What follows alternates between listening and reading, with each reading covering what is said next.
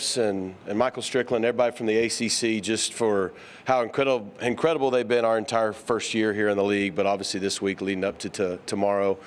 On behalf of our president, Dr. R. Gerald Turner, our board chair, David Miller, our athletics director, Rick Hart, just we're extremely excited to be here, be playing in this game tomorrow, be sharing the field with someone as as worthy as Clemson for an opponent, and just kind of cool in our first year in the league to get through the league undefeated and be one of the last two teams standing. So we're excited to live in this moment tomorrow and not worry about all the other things going on outside and compete against a really, really good opponent and see what happens. So, questions? Okay, raise your hand. Let's get the handheld mic to you and let us know who you are and who you're with. First question, second row.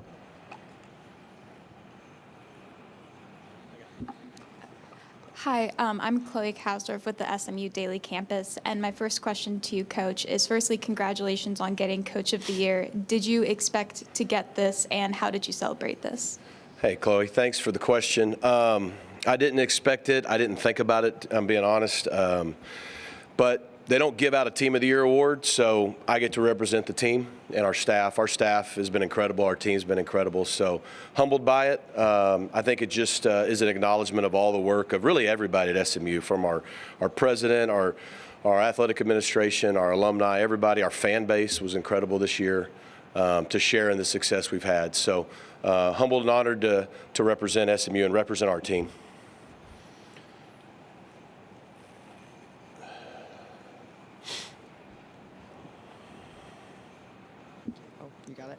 Hi, Rhett. Leah Semakopoulos, Dallas Morning News. Being in this position, facing Clemson, being the new team in the conference, them being the winningest team in this game, what is kind of the David versus Goliath part of this, and then being favored in that? How do you look at that piece of this game? Good to see you, Leah. Well, we weren't favored initially when the lines came out. Everybody needs to remember that. So it swung quickly, but it's pretty even and probably should be. I mean, it should be a really good game. I don't look at the David versus Goliath stuff. We're the new kid. You know what I mean? We're the new kid at school that everybody just kind of thought would just kind of hang around, I guess, and we decided to crash the party and show up. So it's pretty cool, though, when you look at our journey. Like, our first conference game was against Florida State at home, who won the league and went undefeated last year, and now we're bookending it at the end of the year with Clemson. And what Coach Sweeney's done, I mean, just the consistency of success there in his tenure over the last decade and a half. And, I mean, they've been the class of our league for the last decade. And so I think they're going for his 9th tomorrow, maybe, something like that, and we're just showing up for the first time. So it is cool. I mean, this is the stage, this is the arena we wanted to be in, and so we're humbled to be on it. Andrea Adelson, ESPN. Rhett, when you look at Clemson's defensive front, wondering if this is the biggest group or the best group that you faced, and what kind of challenge that's going to present for you offensively. Yeah, I mean, they're a problem. We're fortunate to be in a league where there's a lot of really good defensive fronts. I mean, you look at, we played Boston College. We played Cal last week just then. I mean, the Florida State front's incredible, and there's some teams we didn't even play. You start talking about Virginia Tech and others, but the Duke front. But what they have 4 guys up front that are probably going to play in the NFL. I mean, they got great size at the D-tackle spots, which really makes it hard to move and run the football, especially between the tackles. And then you got 2 guys on the edge that are really athletic and can really rush the passer too. So, I mean, it's a complete unit. And I don't know till we play them, but we expect them to be as good or better than anybody we played so far. Hey, Coach. Jen Lewis, 3 Chicks in a Pod, News Stitched Media. So my question is two-tiered, sir. My first question is, you had a couple of close games at the beginning of the season, and even in October. What did those close games teach you and teach the guys on your team and your staff? Because you have a really diverse staff, which is awesome. Yeah, I mean, you learn a lot about your team throughout the season, right? There's different moments here or there where you learn a whole lot about your team. And so, our first game of the year, we're on the road in Reno, Nevada, and we're down 11 points with 8 minutes to go on the clock. That's not exactly where we thought we would be, but our guys found a way to win and overcome in that moment. And then, a few weeks later, we lost a close game to BYU and did a lot of things to contribute to that loss. And so we learned a lot from there. And I think from that point on, it really, our guys kind of came together and figured it out. we went to Louisville, won a close game on the road by a touchdown. We won at Duke in an incredibly close game. So we've been fortunate enough to have enough of those moments where our guys have found a way to win more than not, and so it helps you. You think of tomorrow night, game's probably going to be close in the fourth quarter, and it's not like we're new to that moment. What was the second tier of your question? And how has it felt for you to get to the ACC championship in your freshman year within the ACC? I mean, I know you and the previous coach had a lot of rebuilding to do, so it's just fantastic in my opinion. Yeah, I mean, we're excited. I mean, this is the vision. This is what we thought our program could do. That's why we felt like very confidently we belonged at this level. We felt like, man, if we got at this level, we could build a program that could expect to compete for conference championships year in, year out in the ACC and compete to be in the college football playoff, mainly because our school's done it before. I mean, it's been a while, but we have a history of competing on the national stage. And so to do it in year one, it's fun, it's exciting, it's humbling. It's been a great ride. I told our guys Thursday, we're going to live in the moment for the next 48 hours. Let's live in the moment. You guys have earned the right to be here. We've earned the right to share the field with a great opponent like Clemson. And this is what college football is all about.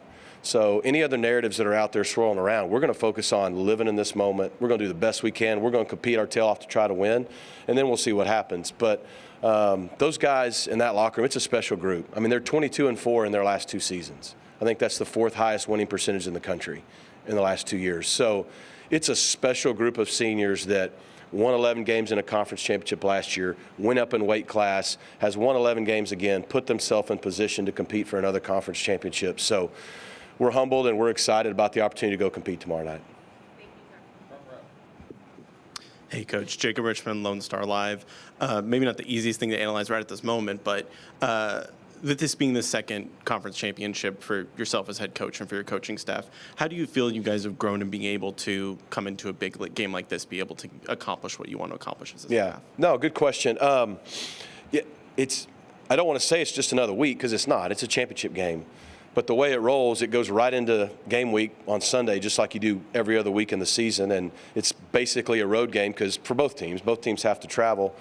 And so I think the fact that we did it last year helps. We played our last game of the year last year at home and then had to go on the road at Tulane and play in a championship game. And so it helps our staff know how to prepare late in the year, how to get our guys ready. But it helps our guys because they've kind of been in this situation before. And so, in a year with a lot of firsts, I'm not going to say everything about this week's the exact same as last year, but there's enough things there that I think our guys have done a good job of understanding it's a big game, but it's the next game. And really for us, the last 6 weeks have all been big games. So we've done our best to approach it like we have every other one and try to not get bored with the routine that works for us. Hey, Rhett, David Hale with ESPN. I know talking to you before the season about how you took a very strategic view of how do I build a team to play at this level in a Power Four conference. When did the actual building, this idea of we got to get ready for this, start? And has the experience met what your expectations were? Yeah, it was weird because we officially announced we're coming to the league the day before our first game last year. So didn't have really a lot of time to start planning then. We had to worry about last year's season. But every now and then you'd have maybe a moment where your mind could wander and you start thinking about the future, But it really started last year, January, 1st of January, right after our season ended and we lost the Fenway Bowl. And just knowing that, a lot of schools get 2 or 3 years to prepare to make this kind of jump. They find out, we're going to this league or that league and it's going to be a year or two. And, our administration had 6 months to get ready. We had 6-7 months to get ready. And so, but we knew the formula that we knew would work had just worked. We went out and we bulked up our defense last year. And we were able to win a conference championship because we continued to play good offense, but we developed a championship defense at the level we were at. And so we felt like we knew what the blueprint was for us and for us at SMU, but we had to now translate it to this level, which is different. And so we had to go out and replace some guys off that unit, but we had a lot returning, but we just knew we needed that depth in the O&D line because it's a line of scrimmage league when you get to the top 2 or 3 conferences. It just is. And it's not only the starters you put out there, it's the depth of that. And so that's when we started in January. We just said we got to get depth in the trenches. Yeah, we knew maybe we need to plug a hole here at receiver or running back or DB or linebacker, but we have to have this because we won our conference last year because we had the best D-line in the league. We could stop the run and we could rush the passer. We know going into this league, we had really good linebackers returning. We had good safeties. We needed to have the depth to go along with the Elijah Roberts of the world, the Isaiah Smiths, the Cam Robertsons that were returning, and then the depth on the O-line too. We've been fortunate to stay pretty healthy. You know, we've had a game here or there in the last 6 or 7 weeks where we've lost 1 or 2 D linemen for a game, but not for longer periods of time. Same thing in the O-line. You know, like last week, Logan Parr didn't go. Ben Sparks popped right in at guard, and we didn't miss a beat. But, you know, our top 7 or 8 have stayed relatively healthy on the D-line all year, and our top 6 to 7 or 8 or so on the O-line. So that's sometimes you got to be fortunate too. But that's when it started, about last January.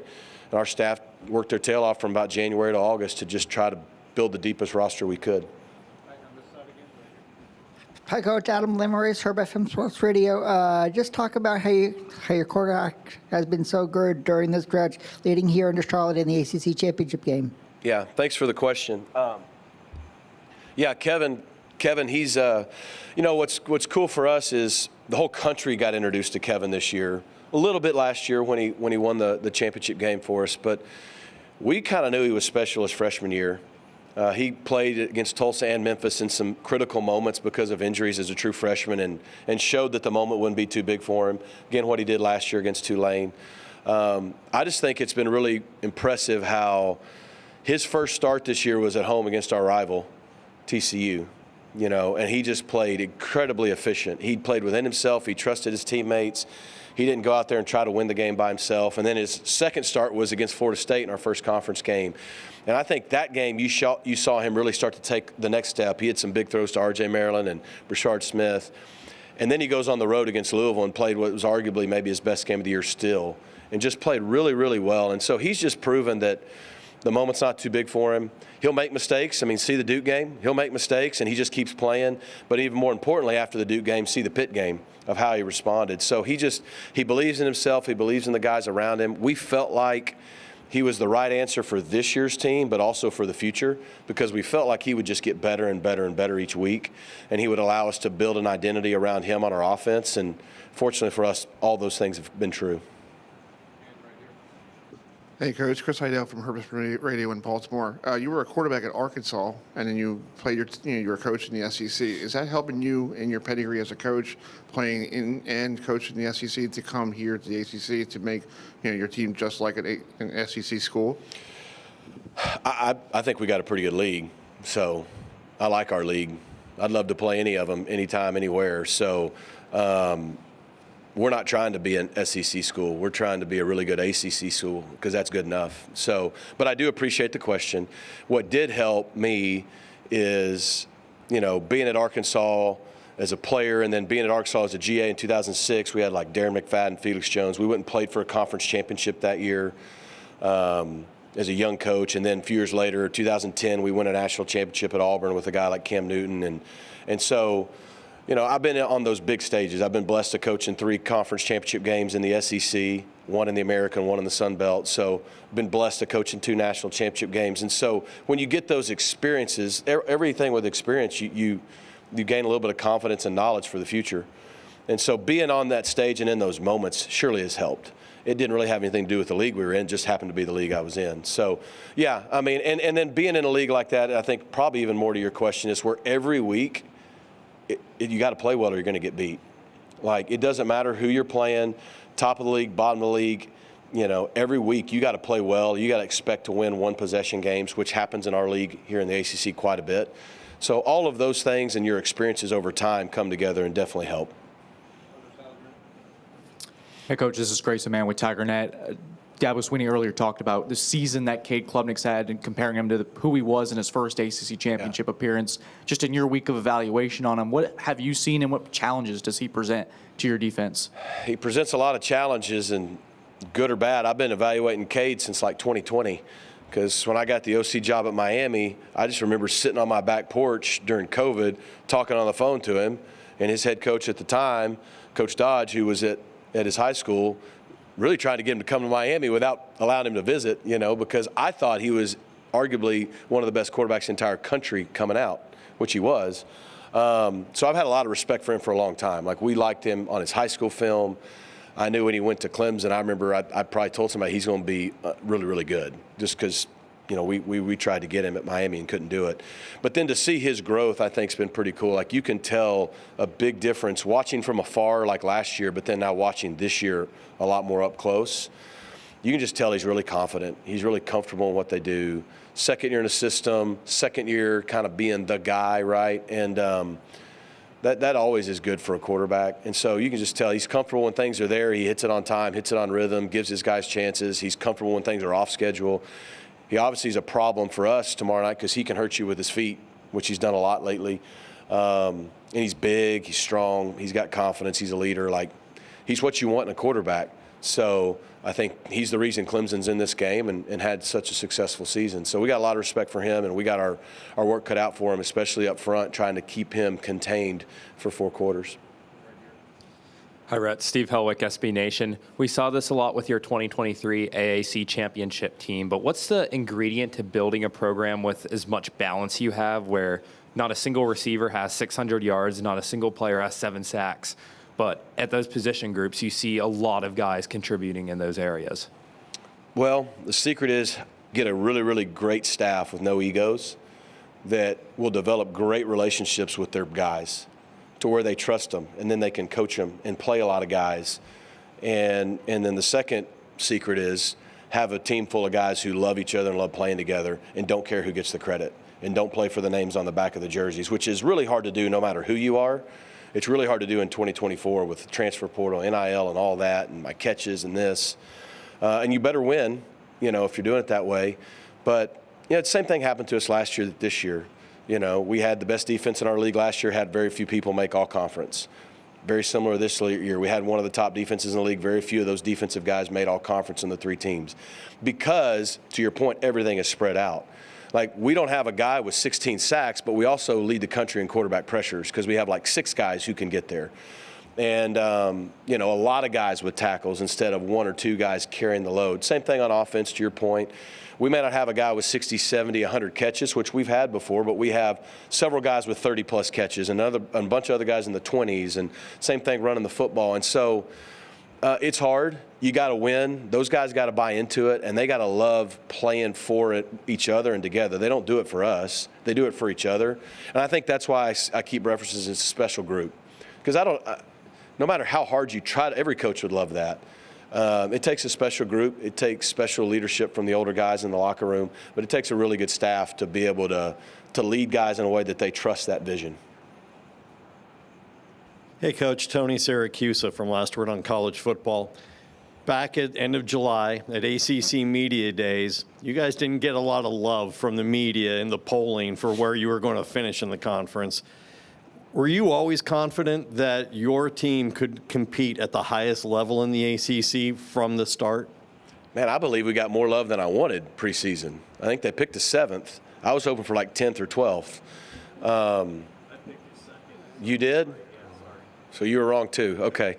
But no, here's what I thought to the question earlier about being in a power conference a long time before.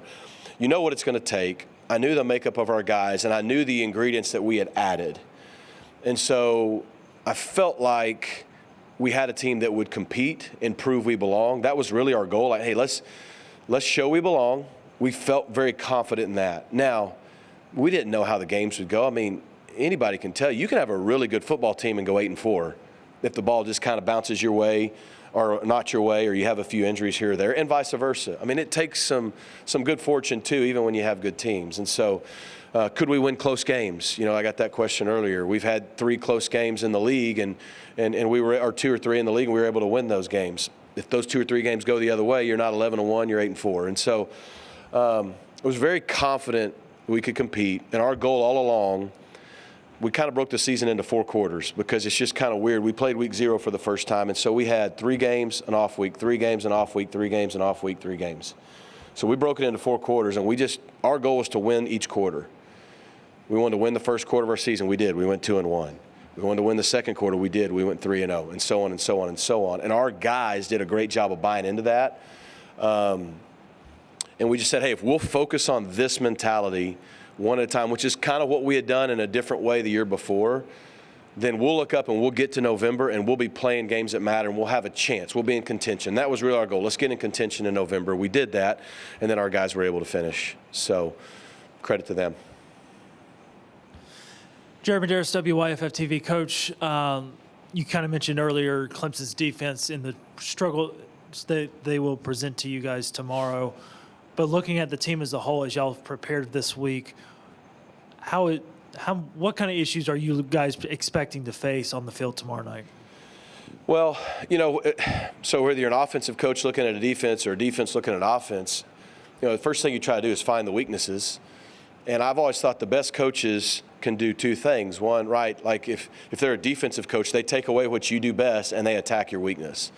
If you're an offensive coach, you attack their weakness and eliminate what they do best, and vice versa. And so the problem with preparing for someone like Clemson is, now don't get me wrong, they're elite in some areas. I mean, they can rake the ball out at an elite level. I think their secondary is probably going to be the best we've played. They've got some edge pass rushers that they don't have to blitz to get pressure. I don't know if they're elite everywhere, but they're not weak anywhere.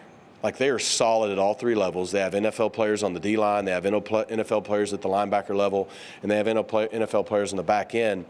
And they play extremely hard. They run to the football, which is the sign of a great defense, which is also how they're able to force turnovers. They're really good on third down. They're good in the red zone. So they're good in the critical moments, but they just don't have that area where you say, man, they got a weakness there and we can just poke at it.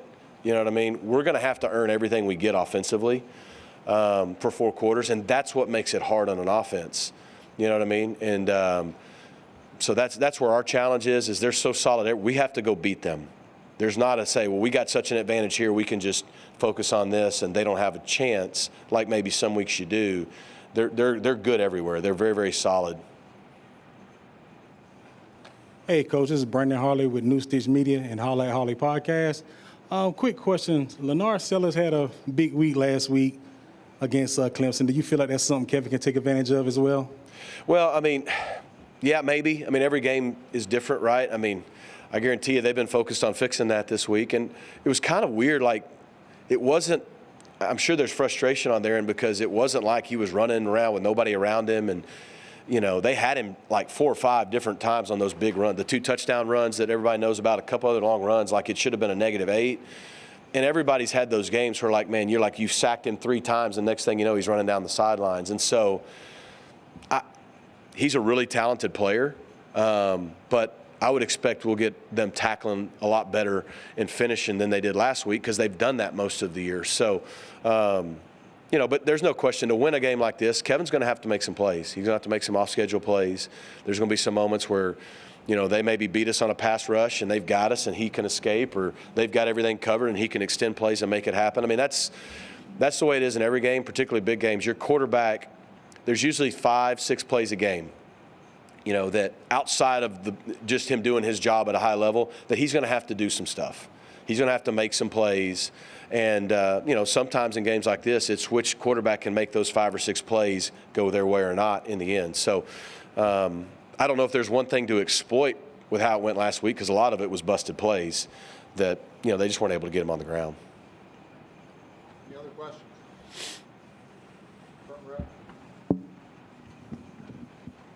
Hey, Chapo Fowler with the State. Rhett, Dabos, when he was in here earlier, and he said this a few times, he thinks SMU should be in the playoff no matter what happens tomorrow. I know you've shared that view as well. Just with all that swirling, how have you kept the team focused? And what do you think Sunday will hold either way? I do want to focus on this game, like I said, but appreciate the question because it's fair and it does matter, so I'll answer it. I appreciate Dabo saying that. I mean, I think, look, we're in this league, so we know how good the league is, and we're all disappointed at the ranking for Miami even. But the one thing I'll say is the reason that I know we should be in is the committee has ranked us in. They've said we're good enough. The regular season is complete. All 134 whatever teams have played their regular season. It is over. The case is closed on that. And they said you're the 8th best team in the country. They said you're better than 2 other teams that are currently in the field for an at-large. They said you're better than them. Like, you are better than them. We've said that. And those teams didn't earn the right to play in a conference championship game. We did. So I don't get how you could punish anybody for that. Like, I just don't. So, like, if the team ranked number 9th can't rank the team ranked number 7th because neither one of them play this week, then there's no way a team ranked 9th or 11th should be able to jump the team ranked 8th or 5th or whatever, because they are playing this week because they were able to do something they couldn't do. So we're going to choose to believe, like, we did the right thing. We showed up. We value playing in a championship game. We value the opportunity to compete with Dabo and Clemson for an ACC championship game. That is a big deal. That is a big deal to have a chance to win our league's championship game. It's a bigger deal than just playing for seeding, although that's part of it too, right? But that's the right thing to do. To me, that's integrity. We're going to show up and do the right thing. We're not going to find a way to bounce out because we were told on Tuesday night, well, if you don't play, you're in at 8. You know, and so, but we also know that the committee has a tough job. And so we believe and trust that they're going to do the right thing as well and reward our guys who have earned the right not only to play here tomorrow night, but to be one of the 12 best teams in America because they've ranked them there. Hi, Rhett. Have you decided yet if Romello is going to be available tomorrow? We anticipate him being available. Yep.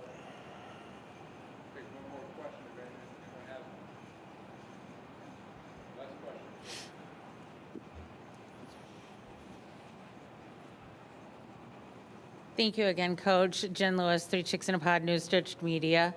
And I was just wondering, do you have any surprises in store for tomorrow night that you're willing to share? You want me to give the game plan? Well, we promise not to post until after the game tomorrow. Right. I think there's other problems with that. You know, I think we're going to do exactly what Dabo's going to do. We're going to run 11 out on offense, defense, special teams. We're going to throw it a little bit. We're going to run it a little bit. We'll play a little man, a little zone. We'll blitz. We won't blitz some. No, look, I think when you get to this point in the season, and I'm sure they would say the same, you're going to trust your guys. You're going to trust what got you here. And so, and that's the challenge, right? That's the challenge for individuals and for teams in big moments, big championship level quality games like this is, okay, you've done it for 12 straight weeks, and now really nothing's changed other than we've been told the stakes are different, right? And so, that's the challenge, is how do we go through our routine? We're going to do the same stuff tonight for the most part that we do on a Friday night before any road game, and tomorrow leading up to a game that doesn't start till 8 o'clock, we're going to do the same thing we normally do. We're going to get here and do warm-ups the same, and so on and so forth. We've prepared the same way. As far as surprises go, they wouldn't be a surprise if I told you, so that's why you got to come to the game. Thank you, Coach. Thank you.